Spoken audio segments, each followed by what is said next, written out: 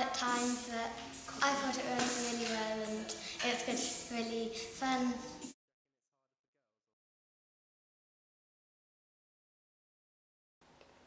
Pole dancing classes are taught all across the country, all however in different contexts for different reasons and to a mixture of ages. Sam Remmer runs children's classes in Plymouth from 12 years old upwards. My name's Sam Remmer. I run the Art of Dance. It's a pole dancing school. It's based in Plymouth. It's been running for 7 years. I'm an ex-performer. I used to compete at national pole dancing finals. Now I'm retired. I just judge. It's much easier. Elsewhere in Northampton, controversial pole dancing classes are taught to children as young as 3 years old. Carly Wilford's teachings were soon discovered and an article in the Daily Mail and consequently the Mail Online shortly followed. When corresponding with Carly, we found that she was approachable, yet didn't want to be involved in any filming. We firstly approached the public to hear what their thoughts on the classes were. It's a difficult one because I imagine there are many exercise benefits to it, but the manner in which the dancing is designed and came about is a very sexual nature. So from a young age, probably not very good. I think pole dancing is an art form. I think that there's a lot of misconception in the media about pole dancing being just about looking at women being naked. Charity-run child protecting organisation Kidscape had a lot to say on the matter within the article. We travelled to London to meet with Kidscape Deputy Director Peter Bradley. There are a number of different pole dancers clubs around the UK which are concerned to Kidscape, and it appears that many of them will be using pole dancing what we would consider to be inappropriate for the age of children that they're working with. Now we know that some clubs go as young as 3, some of them into primary school age and then some into the teens. But the question that I would always ask a pole dancing manager or proprietor or whoever owns that business is why, for example, is it done with sometimes in a sleazy atmosphere? Why is it that the girls, and of course it is always girls, would have to wear lingerie, would have to wear clothes inappropriate to their age? And why are some of the moves that they're doing quite sexualised? I don't think that's a problem with teaching kids. I don't think teaching's that sexual or anything like that. I think that's fine. It's no different than them learning gymnastics. Dr Helen Wright, headmistress at leading girls' school St Mary's Cowan and head of the Girls' School Association, often speaks publicly in regards to the sexualisation of children. People say that parents are to blame for issues like this. Well, why would they buy something for their children if it was actually going to be something that other people might regard as provocative? Of course parents have responsibility, of course they do, but I don't think we can blame parents as a whole, actually, because I don't think that it's fair to put parents on one side of the equation and the whole weight of society on the other side. Visually impaired student Heather is also taught by Sam at the Art of Dance. Although completely blind in one eye and partially in the other, she was able to perform surprisingly well on the pole.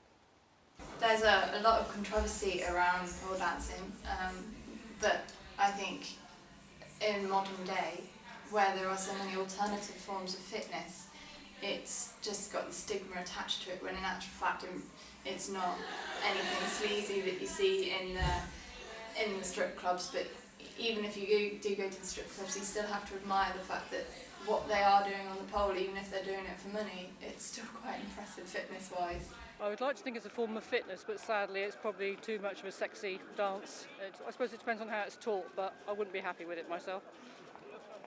Although only teaching children as young as 12, Sam's fitness-based classes are often targeted by organisations who deem them inappropriate. There are lots of people that don't agree with teaching pole dancing to children. I've had negative reactions from kind of MPs, from a women's Christian group who've contacted me and said that what I'm doing is wrong. Death threats have been the most serious. Apparently I'm going to go to hell for teaching kids to pole dance. I think most of the negative reactions are just from people who don't understand fitness pole dancing, so they assume that I'm teaching kids to strip, or they're not going to have kids in high heels and thongs or something, which obviously I'm not. If children are going to be using poles for exercise, then it's got to be at the right developmental time for the child, both in terms of their cognitive ability, what they can understand, and then in terms of their dexterity and their balancing, but also being able to enjoy it for what it should be. And certainly we shouldn't be seeing children under 5, 6, 7-year-old dancing around poles. You know, they should be out on the street skipping and having a good time. You know, we don't need to be using poles as an excuse to provide children with exercise. But they're great for fitness, and they're great fun, and there's always new things to learn. You can always push yourself harder, and kids love it. I'd rather my kids be doing that than be going down the park drinking, and it's a hobby. So I don't think parents should worry too much about it at all. It depends where they learn and who they learn from, because everybody teaches differently. I find the concept of pole dancing classes for children very difficult to get to grips with.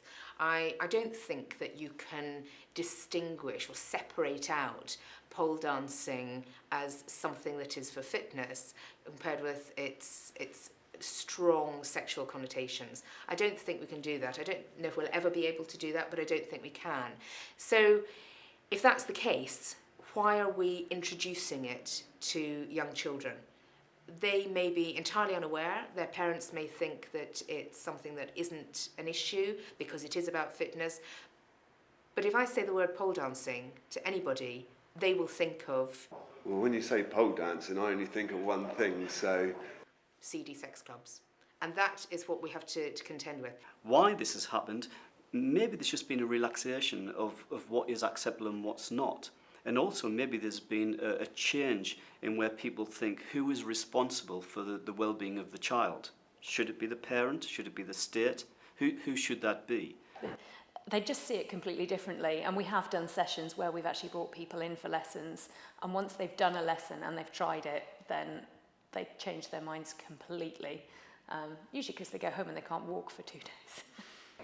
I'd say it's more a form of sexual exposure, because that is ultimately what pole dancing is. There's a reason why there's an age of 18 and up to go into a pole dancing club or anything, so no, it's not a form of fitness.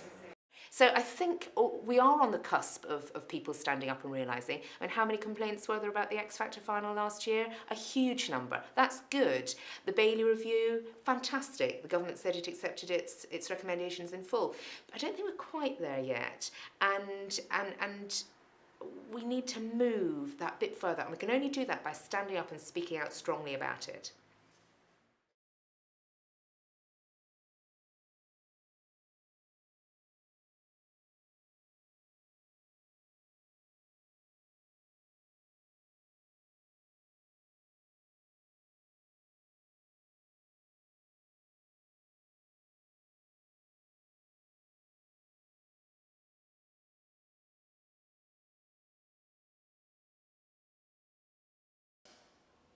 How do you go about doing it, basically? Okay, my name's... I've forgotten my name, that's really...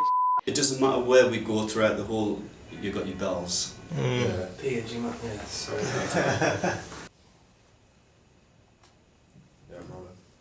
Okay, so what's an acceptable age?